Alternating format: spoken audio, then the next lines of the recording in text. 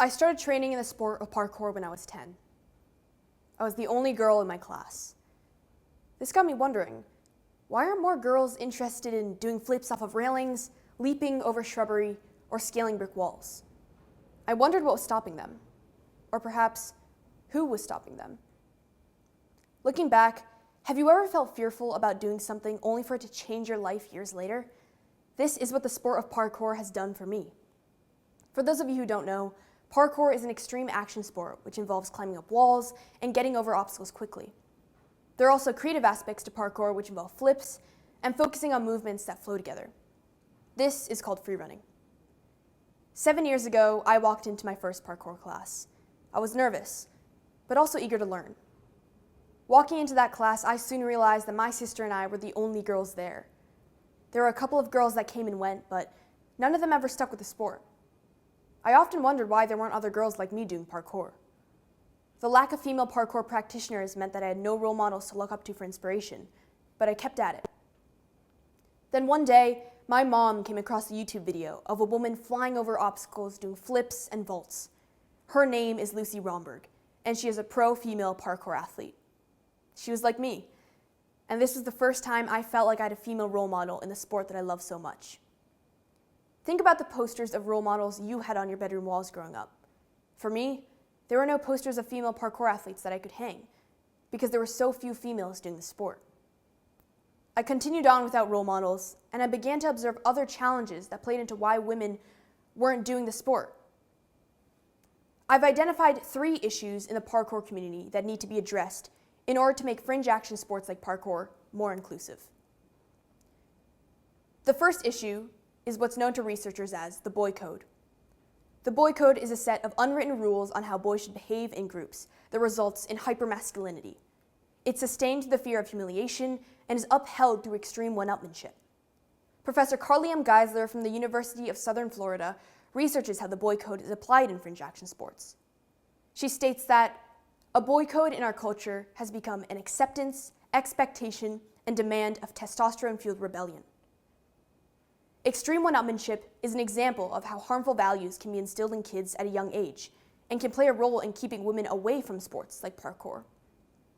Male social norms often result in increased pressure for boys to outperform each other. Phrases like, "don't throw like a girl," and "don't be a pussy," are examples of the kinds of expressions men often say without even thinking of it because how they've been socialized. These phrases fuel extreme one-upmanship, which not only creates an intimidating and demotivating environment for women to train in, but can also tear down the confidence of male athletes, contributing to an overall toxic training environment. As a practitioner and as a coach of parkour, I've seen the harmful effects of the boy code in the gym and at events. Although boy code-fueled one-upmanship may be one path to improving performance for boys, it often results in deterring women away from participating in the sport. This can probably be said for most sports. The second issue facing the parkour community is the lack of media representation for female athletes in fringe action sports like parkour. Can you think of a time when you saw a video of someone doing parkour? Was it a man or was it a woman? If you think about it, seeing a majority of men do parkour makes sense because parkour is a male-dominated sport. But the problem is that the lack of female representation in the sport results in perpetuating a cycle of attracting only more men to the sport. Now put yourself in the shoes of a young girl. Do you think you'd be interested in trying a sport where you don't see a version of yourself represented? Then, to make matters worse, in addition to the lack of female representation, there are also issues in how female athletes are portrayed in the wider community through the media. A study done by Michaela Musto at the University of Southern California observed that the media continues to prioritize men's sports over women's sports, along with sexualizing female athletes in the media. Seeing an abundance of high-flying tricks done by male athletes can be intimidating and discouraging. By continuing this cycle, action sports like parkour continue to be seen as a masculine sport. The third issue facing the parkour community is the toxic training environment created when coaches don't make enough of an effort to promote inclusivity. An inclusive training environment is one where people are equally encouraged and supportive of one another. It's a space where learners can feel free to be themselves. And most importantly, an inclusive training environment does not reduce a learner's accomplishments down to their gender. There have been countless times when fellow female athletes and myself have heard the phrase, "you're good," for a girl. The frustration I had with this phrase led me to create a short documentary in 8th grade about female empowerment through parkour. In addition, toxic training environments can overflow into the rest of the parkour community. From a survey I conducted, 80% of female athletes have reported receiving hateful comments, experienced some sort of sexual objectification, or have heard sexist remarks in person or online. These negative comments have a big impact on the way women feel in the parkour community. Imagine what it feels like to be a girl practicing so hard, but then only to be recognized by male peers for physical attributes. Demeaning and sexist comments can make women doubt their skill, and as a result, lessen their motivation to train. This is even more problematic considering how women are already the minority in the parkour community, which means that there are less of them to train with or rely on for moral support. Reducing someone's accomplishments down to their gender or physical appearance is damaging, not only to the athlete, but to the sport itself. The fact that women are participating in a male-dominated sport is a positive step forward that should be acknowledged. There may be people out there who sit back and spew hateful comments toward these female athletes, but these female athletes are the ones making strides. Theodore Roosevelt said it best when he stated that the credit belongs to the person in the arena. However minor these issues may seem, they actually play a big role in the long run for women who want to join fringe action sports like parkour, as well as for women who want to get better.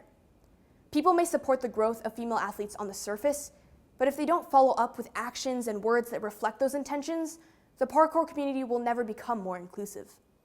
Parents, coaches, and peers all play a role in creating a more inclusive environment. First, let's consider the role that parents play. The problem is that many choices parents make for their kids are subconsciously influenced by years of stereotypes in the media about what girls should and shouldn't do, what girls have the physical strength to do, or what girls have the courage to do. It's important for parents to keep an open mind, avoid gender bias, and think as expansively as possible about the options they provide their daughters. I'd be willing to bet that if more little girls saw videos of other girls doing flips off of railings, leaping over shrubbery, or scaling brick walls, then those same little girls would definitely be interested in trying parkour. Being able to think outside the box with the sport options you present to your daughters allows for the dismantling of harmful stereotypes, while also setting them up for unique opportunities that can build confidence and courage. Next, let's consider what coaches can do to make a change. Just because a young girl is lucky enough to have parents open to the idea of them doing parkour doesn't mean they'll stick with the sport if they end up practicing in a toxic environment. Coaches play the most important role in setting the tone of a training environment. They have the ability to change the way students interact with one another. In addition, although it's important for coaches to have an understanding of how the differences between men and women impact training, they should aspire to promote inclusivity and respect within their classes and approach instruction as if there are no physical differences. Next, let's consider the role that peers play in promoting longevity for female practitioners. Although coaches play a big role at the beginning of an athlete's career, once those students move out of the training environment, peers and fellow athletes have a responsibility to end boy code culture. Parkour practitioners need to make a conscious effort to empathize with female athletes, take accountability for their actions, and encourage peers to do the same.